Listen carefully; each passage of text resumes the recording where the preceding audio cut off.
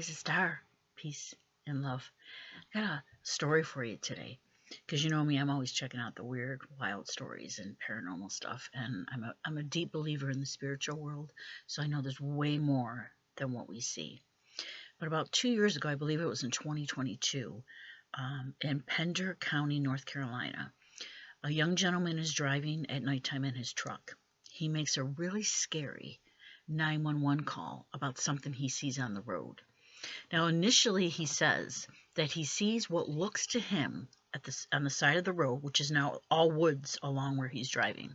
But he says it looks to him like a man dressed in Civil War uniform, bleeding from his head.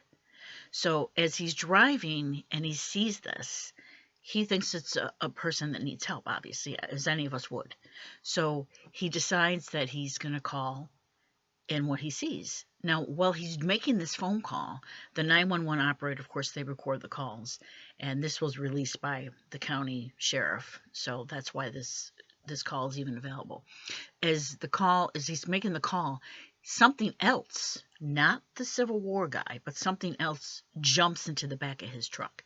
It's really, really scary to listen to, and I've got it, and I want you guys to take a listen to this. And this is a legit call now, and just tell me what you think. Pender County 911, what's the address of your emergency? I'm driving on 210. I just crossed the Black River, and I thought I saw a guy standing on the side of the road bleeding. Okay, where are you at, sir? I'm on 210. I just crossed the Black River. I'm heading towards 53 East. I just passed Patriots Watch. Okay, so you're over near Morse Creek? Yes. Okay. And did you saw a man standing on the side of the road?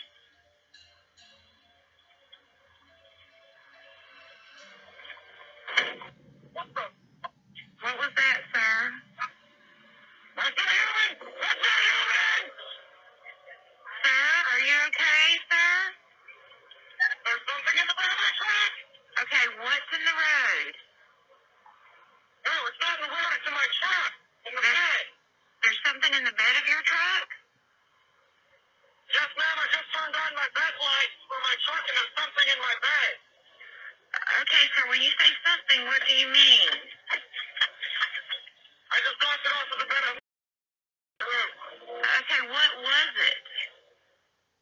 According to the CAD notes and the deputy reports, this thing jumped into the back of his pickup truck and began to actually beat on the top of the cab of his truck. You could actually hear something beating on the top of the truck. The caller stated that it was beating and scratching on the top of the cab of his truck. He actually stated that he was able to engage his bed light and was able to somewhat identify this object that was in the back of his truck. At some point, he was able to slam on his brakes, and the force of inertia actually threw this thing out over his hood and onto the highway, where this thing stood up in the roadway, made its way to the wood line, and disappeared in the woods. That's not human! Now, when I first heard that, that really scared the shit out of me, actually, to tell you the truth, when he's yelling, "That's not human. It's not human." I seen another interview of him.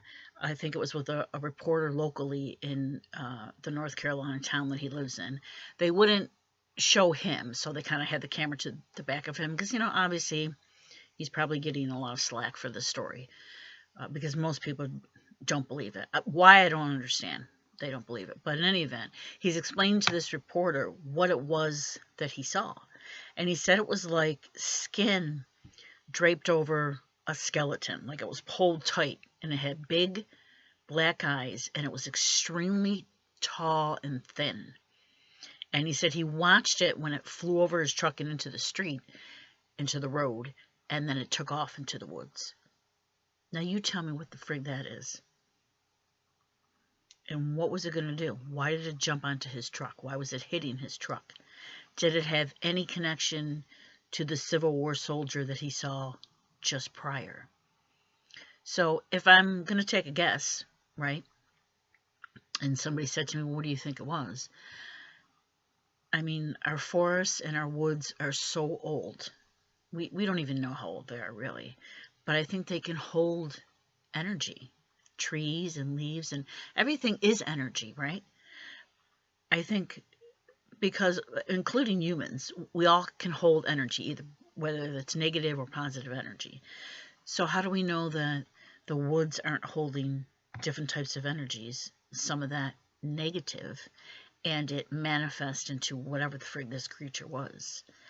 And I don't know what its intent was, but I do believe he saw it, and I do believe it was very real. What would be the point of making up the story? People crack me up when they say, "Oh yeah, I'm right. There's no Bigfoot," or people are making stuff up. Why in the hell is everybody making up stories? Why would people make up stories? Do people create hoaxes? Sure, it happens. I think that's the rarity, though.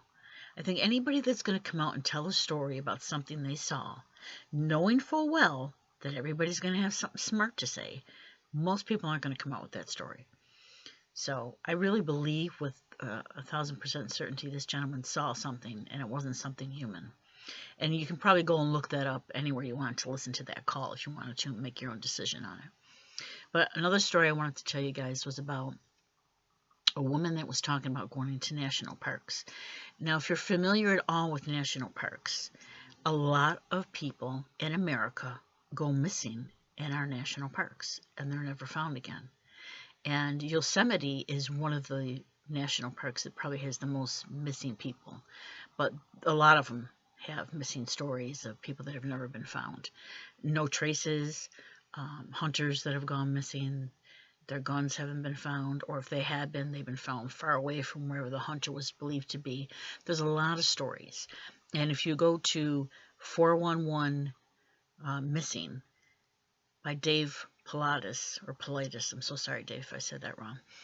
He does great research into missing people in the parks, and he's gone outside of the parks as well. But the parks are fascinating to me.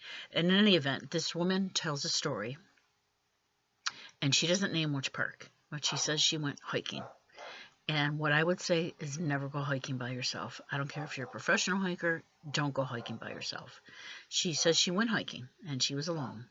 And it's daytime, and she says she's out in the thick of the woods, and she starts to hear chatter as if two beings are talking to each other, but she's not clear where it's coming from. And then she realizes it's in front of her, she said. She can feel that it's in front of her, and she hears a discussion between these two beings, and they're saying something like, no, we're not going to take her. She's not worth it. I don't think we can't take her. And that scared her, of course. That would have scared the crap out of me, too, because she said they were having a conversation as if she wasn't there, deciding if she was worthy to be taken. She said she did feel as if she was drawn to whatever these beings were, even though she couldn't see them, but she could hear them. She said she felt drawn to them. But then as soon as they said, no, we're not going to take her, and the noise stopped, she said she ran out of there. What in the hell is that? I mean, people hear things in the woods all the time. So don't tell me they're not hearing something. They're not all drunk, they're not all high, and they're not all making up stories. So why do hunters hear chatter in the woods? Is it Bigfoot? Does Bigfoot speak or mimic? I think some do. I think some can speak, or they can mimic what they're hearing from a human. I think some Bigfoots aren't flesh and blood. I think there's something else. And it's more readily out there than it's ever been. When I was a kid, you watched In Search Of or a TV show, and I was always into all that. And you heard a scary story, but now it's so commonplace. I mean, even if you look on TikTok or YouTube or, apps where there's people telling stories, left and right paranormal stories. There's so many ghost adventure stories. There's so many sightings now. Have there been in the past? Sure. But people are sharing them more readily now, and I think maybe understanding them more. There's so much more to our human body. Why now? I think because man is at a point where he needs to really make changes. and his spiritual soul. Because in this body, in these human bodies, we can be very cruel to each other, really evil to each other. And I promise you, once you leave this body, unless you have made amends or asked for forgiveness, you're going to feel every bit of pain that you've ever caused anybody else. And you might want to rethink some things you've done in your life and make some changes. We hurt our children. We don't protect them at all. We're quick to worry about money and material things. And if you touch our money or our material things, you're going to prison. Yeah, but whatever you want to do to our kids is fine. You want to shoot them, you want to rape them, it's okay. We'll get around that. That's pretty sick, folks. When we can't even stand up for our kids and keep them safe from predators. It's all connected. Our spiritual bodies and what's going on around us, it's all connected. What do you guys think? Got any weird stories you want to tell? I would love to hear them. Leave them in the comments or shoot me an email. My email's available at the bottom of this YouTube video. All right, guys. It's great to see you as usual. I love you all. Peace and love.